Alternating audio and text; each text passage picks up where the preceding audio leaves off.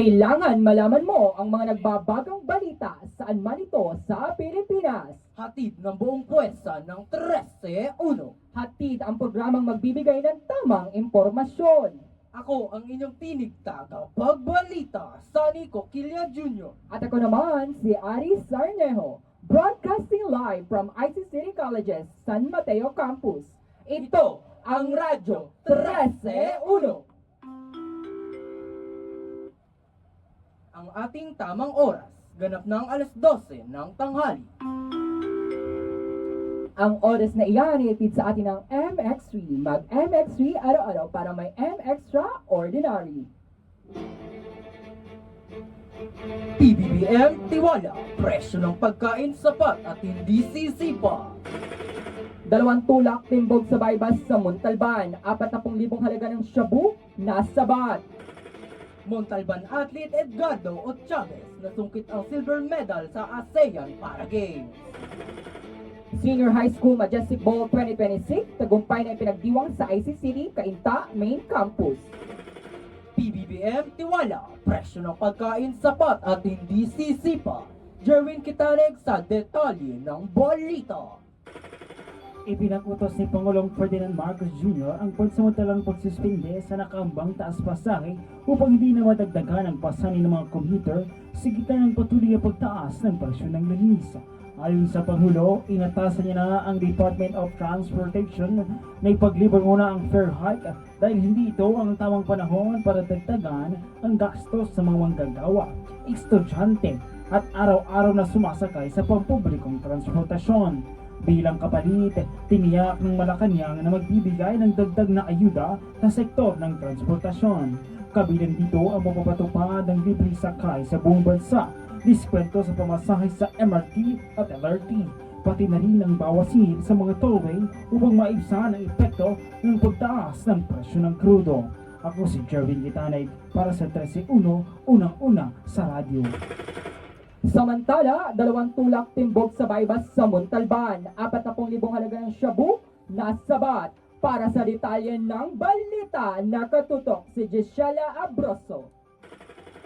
Kalaboso ang 2 hinihinalang tulak matapos masakote sa isinagawang buy-bust operation sa Kasiglahan Village, Barangay San Jose, Rodriguez, Rizal noong Marso 17. Pinangunahan ng Municipal Drug Enforcement Team ng Rodriguez Municipal Police Station PNP, katuwang ang Task Force Anti-Criminality or TFAC, ang operasyon matapos ang sinagawang surveillance.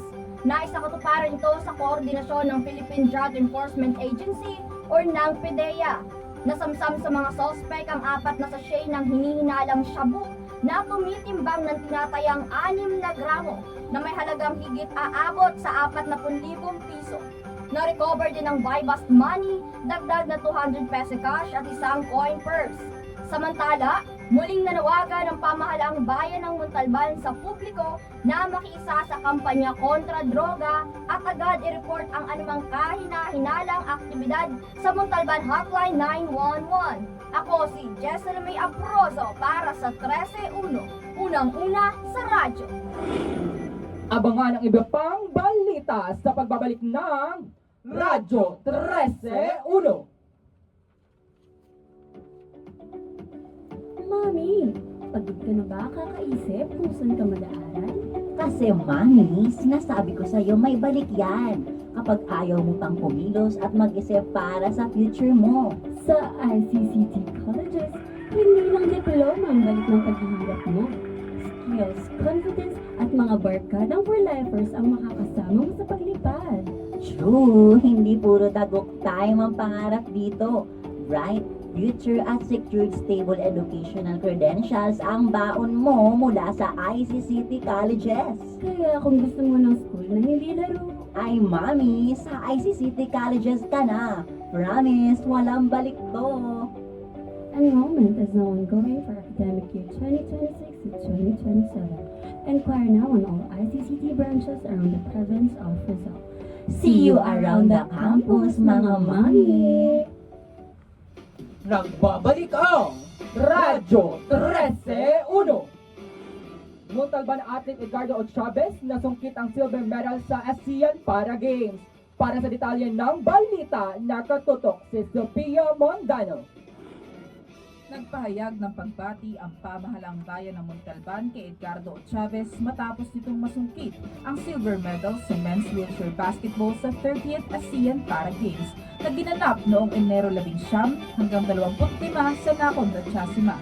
Isang malaking karangalan para sa bayan ng Montalban at sa buong bansa ang ipinakitang determinasyon, husay at dedikasyon ni Chavez sa larangan ng para sports. Ako si Sofia Marie Mondano para sa 13-1, unang-una sa radyo. Senior High School Majestic Ball 2026. Tagumpay na ipinagdiwang sa Cainta Main Campus. Para sa detalye ng balita, nakatutok si Jaira Chanel.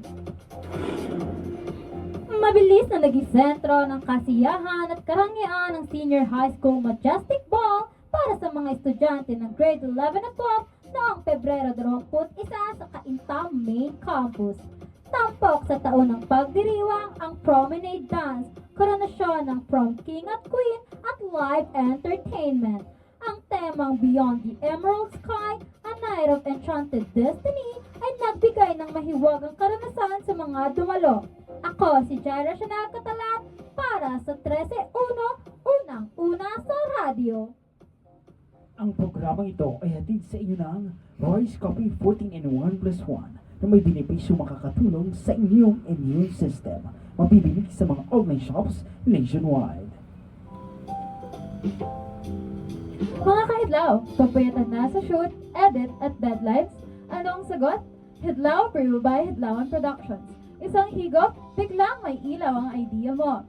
Kaya kung lost ka sa concept o antok sa production meeting, Hidlaw Brew na yan. Disclaimer, this product is fictional and for entertainment purposes only. Not intended to replace proper rest, meals, or professional advice. Consume responsibly. Ang ating tamang oras, ganap ng alas 12 gis ng tanghali. At iyan ang mga aksyong balita, mga balitang pundasyon at matalinong opinyon at konkretong solusyon. Para sa patuloy na balitaan, tumutok lang sa 13-1 saan man at kailanman. Basta balita, nakatutok! Mabahala ikaw ay mahalaga, hindi kita babalik. Sa pagtatapos ng selebrasyon ng Women's Month ngayong Marso, muli nating ipaalala ang kanilang lakas, talino at malasakit ay haligi ng ating lipunan. Sa bawat tinig, sa bawat kwento, naroon ang kababaihan na patuloy na nagbibigay ng inspirasyon. Ako, si Aris Arnejo. At ako naman, si Sonny Coquilla Jr. At hindi ko may papangako ang kulay rosas. Boses ng Bayan, kaagapay ng kababaihan. Ito ang Radyo 13-1.